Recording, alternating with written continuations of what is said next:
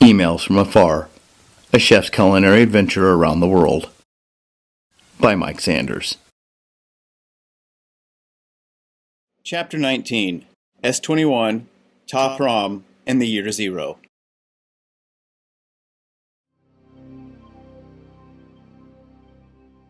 (1:15), Day 61. This morning's bus ride only took 6 hours to go from the capital to the northern town of Siem Reap. Siem Reap, once a small trading village, has grown to the point that it butts up right next to the Angkor complex. While we were checking into our modest hotel, I asked the front desk clerk how much it was to stay at one of the huge hotels that we saw on the way in. He told me that they are all quite expensive. As an example, one of the hotels cost $2,000 a night. Our jaws hit the floor. We were paying $8 a night. For that, we got a really nice room in a giant colonial house. I can't imagine paying that much for a room there. My only complaint so far is that the water smells metallic. Whenever one of us takes a steamy shower, it makes the entire room smell of metal.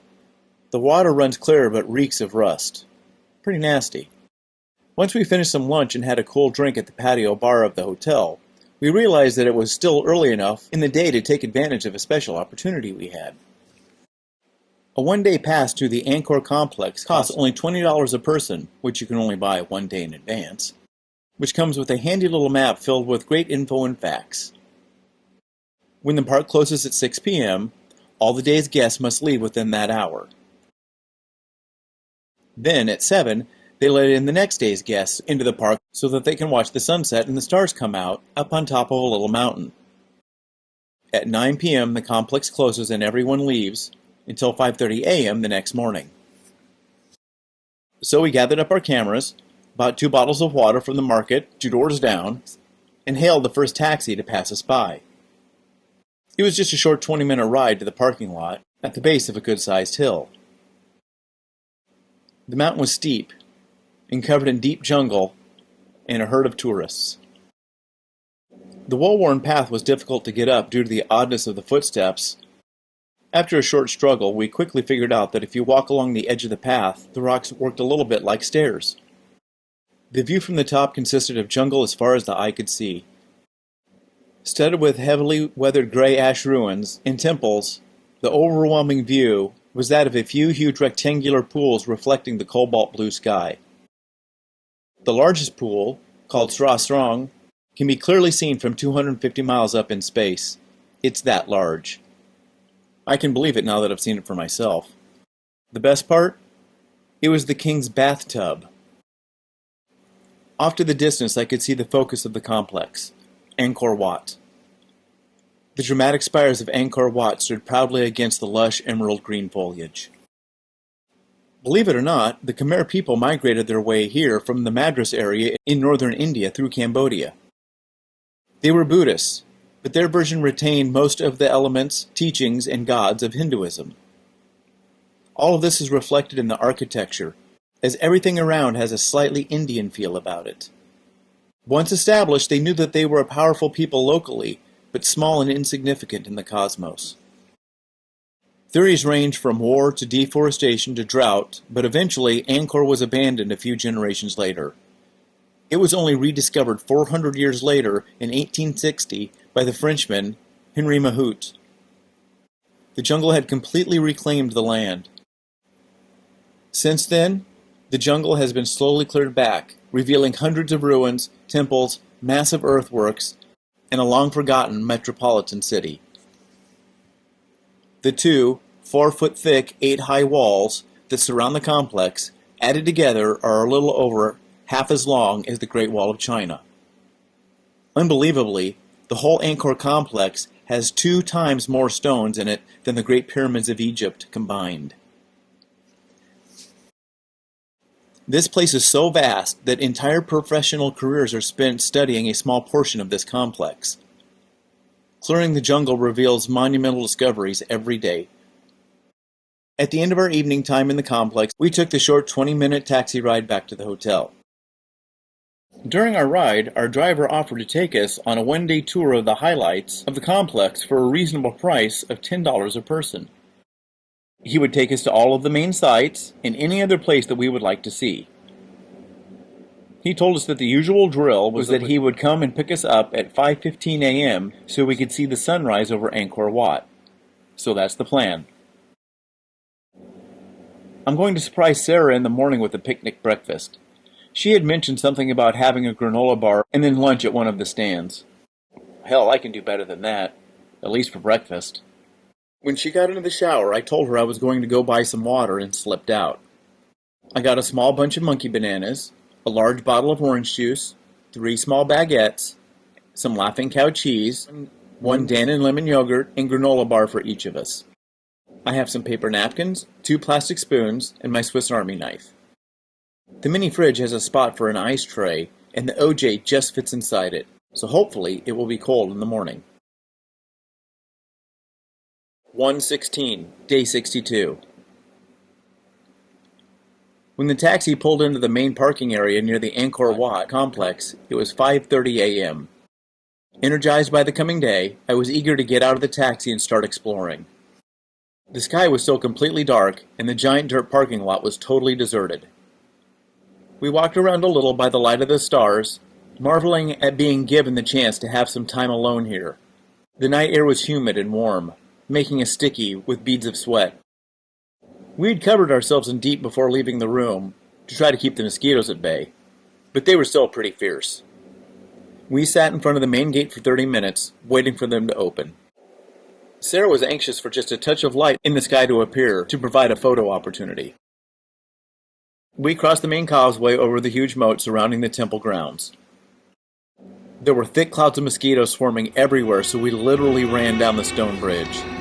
The electric buzz of a billion wings was near our ears right up to the main gate, but as soon as we passed through into the inner courtyard, they were gone, evaporated into thin air.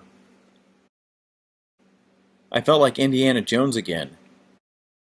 Having survived the dangerous suspension bridge over the raging gorge, Indy must pass through the deadly plague of mosquitoes to reach the safety of the inner sanctum. Halfway across the inner grounds stood 2 small temples, one on each side of the causeway. These were tombs for the Khmer kings, forever silently watching over their kingdom. It also happened to be the perfect vantage point to get some classic sunrise behind the spires of Angkor Wat picture.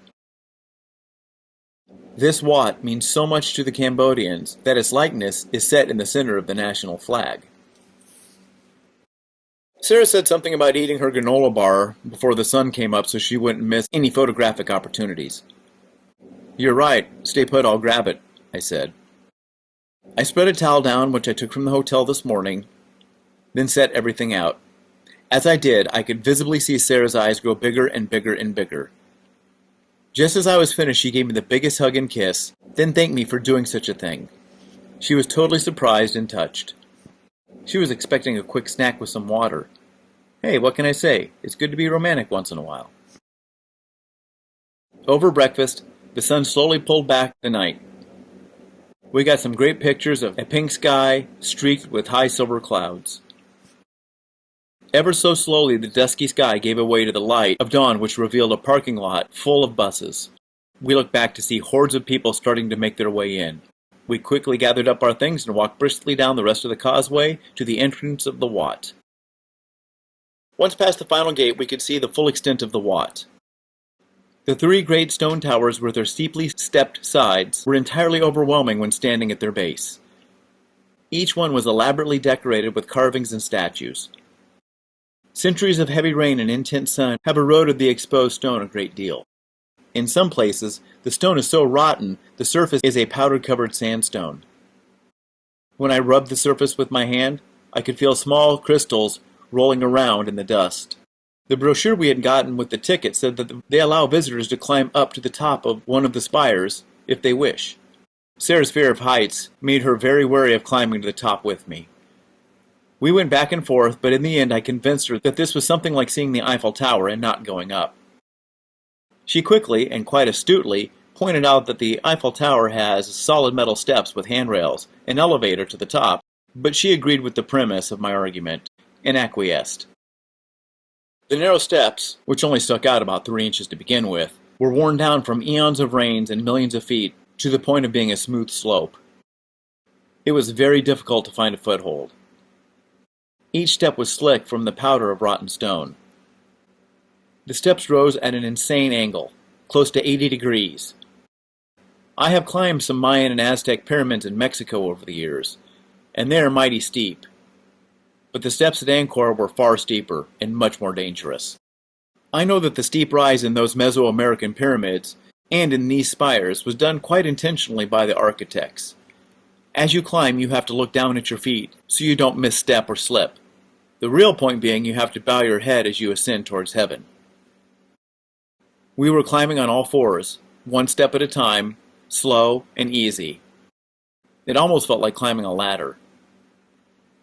Halfway up, Sarah looked down and was petrified by her situation. It took a few seconds to convince her that she was already past the halfway point and she might as well keep going. I tried to remind her of the suspension bridge we had crossed in Thailand and how she had conquered that, but that didn't seem to help much. The top held a magnificent view of the area. We could see the jungle in all directions. Statues of sacred dancers, known as Apsara dancers, were carved everywhere. Lotus flowers had been engraved into every niche, and endless images of gods adorned the walls. We had such a grand time exploring the endless hallways that when I glanced at my watch, I was stunned to realize that we'd been at the top for almost an hour. It was time to descend. Mercifully, a small handrail had been installed for the descent down. If up was tricky, then down was outright dangerous. Steep and long, each step down was an exercise in self-control. I looked directly at my feet and took it nice and slow. Sarah was so scared she was white. I tried to talk to her in soft tones, trying to get her to focus on one step at a time, and, before we knew it, we were on the ground. Just as we were exiting the main gate, the hordes of people had finally made their way to the base of the spires. We hustled back down the Great Causeway, trying to keep our lead on the crowds, like salmon swimming upstream. When we got in the taxi, we felt slightly punchy from the experience. About a half a mile away is the Wat called the Bayoun, or just Bayoun. Angkor Wat was a temple and a palace rolled into one, a religious place to be sure, but more importantly, it was the seat of secular power. The Bayoun, in contrast, was only one thing. It was the temple and the seat of religious power. Most people have seen a picture of the Bayoun, with its massive four-faced column standing proudly against the sky. Each side has an almost Buddha-like face carved into it. I say Buddha-like because usually Buddha's face is in a peaceful and a serene state. The faces here have a bit of a menacing tone, with a hint of a glare. It's said that it's a blending of the king's face and Buddha's face. They were carved on all four sides so the king could watch over, or just watch, his people from all directions. I was really in a dream state while at the Bayoun. It's something like touching the Great Pyramids of Giza or the Great Wall of China. To have my hand on a piece of human history like that was just exhilarating. I think we took close to 3 rolls of film, some of them being black and white. Hopefully we have some awesome pictures, but we won't know until we get home. The tiny temple of Phrom was up next. The best part of Phrom was when we pulled into the parking area. Basically a large dusty wide spot in the road, it had a large tented off area to one side. Underneath the tents were tables, chairs, and a bunch of fans, and the whole thing being shaded by a giant fig tree. Every 10 feet or so, a little food vendor of some sort was selling bowls of pho, pineapple, mangoes, cold drinks, and packaged snacks of all sorts. Each one had 2 or 3 kids acting like the attendants and waitstaff. It was the Cambodian version of a jungle tourist trap and convenience store rolled into one. Somehow our small taxi rolled into the empty lot without drawing the attention of the kids. Just for fun, I told Sarah to get out of the door on the opposite side of the tents and to stay low so that they didn't see us. As we got out, I quietly told her I wanted to show her something. Once out, hunched behind the back of the wheel of the cab, I looked at Sarah, who had a puzzled face and eyes that said, "What the hell is going on?" I stood straight up, took a deep breath, came around the back of the car, and a deep booming voice said, "Hello, hello, how are you?" waving my hands madly. About 50 heads snapped in unison towards me. In that instant, you could see the kids' eyes go from, "What was that sound?" to, "I see a white guy without something in his hands." 20 sets of eyes, all as big as saucers, all with dollar signs in them, started running towards me. Each one had a big smile on his face and was yelling, holding up with one hand a soda, a piece of fruit, or whatever they were selling, and waving with the other. Within seconds, I was in the middle of a sea of smiling children, all waving something with their outstretched arms in my face. I turned back to say something to Sarah, but that only alerted the kids to her presence. They swarmed over to Sarah with the same zeal and unbridled enthusiasm that they did with me. It made us all burst out in big grins and laugh. It was in the middle of the afternoon and damn hot, and a good sit and a cool drink seemed like a proper thing to do, so we just let the kids carry us away to the tents like a tide. The last night of the day was another 10-minute ride to some of the oldest parts of the city of Angkor. This area of the Angkor complex is still covered in giant figs and banyan trees with very thick understory. It still looks the way Mahout found it over 150 years ago. Strangely, my foot would occasionally kick up the red dust to reveal small seashells embedded into it. I wonder how many eons you would have to turn back the clock before you'd find this jungle under fathoms of water. Most of the buildings here have fallen or are slowly being forced apart by the cascade of gargantuan snake-like roots from the fig trees. Some of the smaller buildings have almost been completely entombed by them. It reminds me of a snake eating an egg. After 11 hours of climbing over temples and tree roots and jungle heat, we were exhausted. Phrom, our driver, said that his sister ran a small restaurant and that it was on the way back to our hotel. Seeing as the only food we'd had so far today was a small picnic breakfast at 6 a.m., we were both ready for some real food. Tomorrow we are going back to Bangkok so we can catch a flight to India. I'm sure it will be another hellish bus ride, but hopefully it won't last too long. We are beginning to feel a little wrung out from all the traveling. We've been averaging 3 to 4 days at each place. I want to spend the next week in Bangkok doing nothing but eating and sleeping.